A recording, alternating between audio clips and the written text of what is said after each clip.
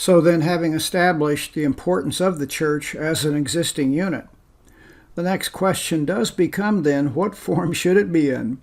We talk about the Catholic Church, the Presbyterian Church, the Eastern Orthodox Church, the Church of England. Is there one pattern that's actually preferable? And if so, how should that unit be governed? Is there a desirable role and government for the church? And this is chapter 37 of the text. Let's just look at some of these things. The functions of the church, for example, would be evangelism, edification through spiritual gifts. There's an extensive list of spiritual gifts in Romans chapter 12, in 1 Corinthians chapter 12, Ephesians and Peter.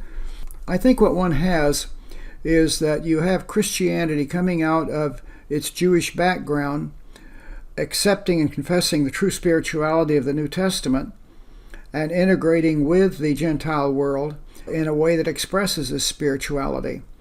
And so gifts are a reality in the church. And I think they really express God's special relationship with Israel as it becomes visible in the Christian church throughout the world. Fellowship, education, all these things are necessary. Worship, social concern. Of course, one thing we don't want to do is for the church to live basically for itself and ignore the social outcries of the poor and the needy. Jesus says, if you give a person even a cup of water, you've given it to me. So churches need to be very involved not only with worship, but also with social concern.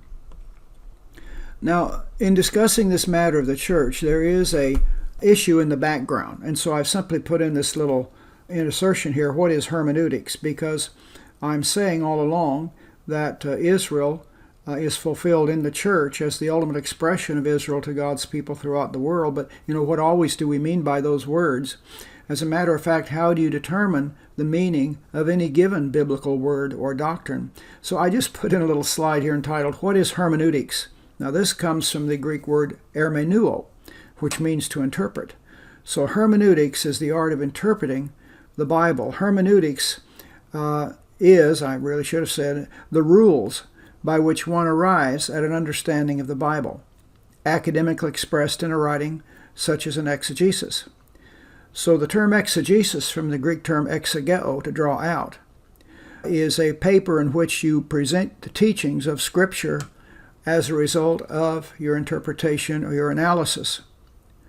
And the rules for that analysis are called hermeneutics. So hermeneutics is to Bible study what homiletics is to preaching. Homiletics is the rules that you use to create a sermon. Hermeneutics are the rules by which you create an exegesis or an interpretation of the Bible. So this brings up the question then, just what rules are there? How does one actually determine what the Bible teaches about any given subject? What rules is one actually to follow? There are basically three. You should recognize the genre of the material, realize where that's coming from, and then apply the following three steps to any passage. These three steps will be very basic. By genre, what I mean is the Bible expressing itself as a poem? Is it expressing itself as a historical account? Is it expressing itself as a prophetic utterance?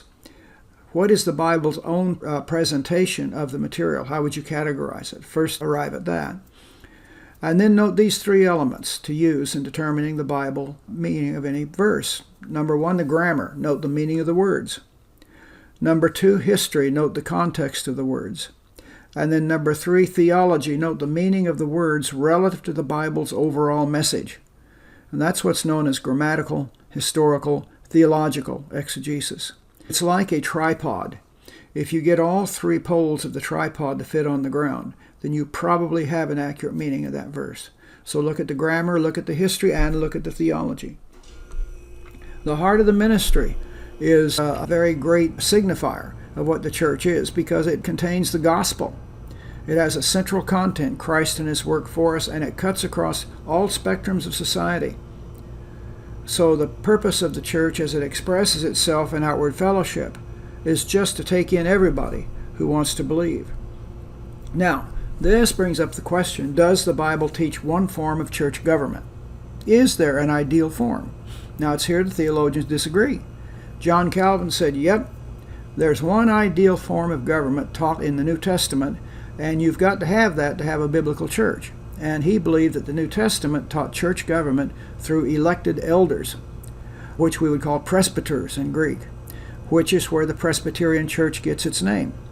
The Presbyterian Church, the basic form of which is indebted to the theology of Calvin, governs its churches by elected elders from the congregation, presided over by a head elder who serves in word and sacrament, etc. So that's the Presbyterian system. The Catholic Church says, yes, we believe in one form of church government through appointed officials. In the Catholic Church, the church is ruled by sacrally appointed individuals of sacred office who are organizationally related through apostolic succession to the first pope, St. Peter, at Rome. So in the Catholic Church, then, you have government through appointed officials. This would be called Episcopalian government, from the Greek word episkopos, which means elder or overseer. So in the Catholic Church, you have a primary chief, which is the Pope, and then you have sub-chiefs existing on each lower level, making up one unified church. So you have bishops, archbishops, deacons, etc., priests. But you also have this kind of church government in Protestant churches.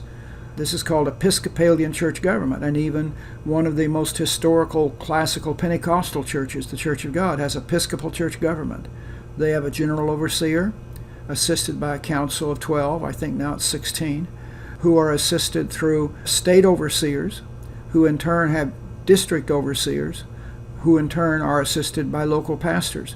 So any kind of church government where you have a unified denomination that is conducted or ruled through appointed officials. Incidentally, the denomination also owns the property of the church. Now, Luther said, no, there's not one form of church government. It's relative to whatever place the church has grown in. So Luther would say in some places you will have a congregational form of church government.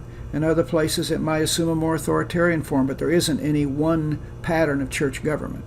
If we look at these then, you can see your forms of church government. The Episcopal, government by church officials. Presbyterian, government by church elders, probably taken from Jewish patterns. Assumes the elders were elected rather than appointed. And of course then you would have two divisions, ruling elders and teaching elders. And of course the Presbyterians strongly feel their way of conducting a church is biblically mandated.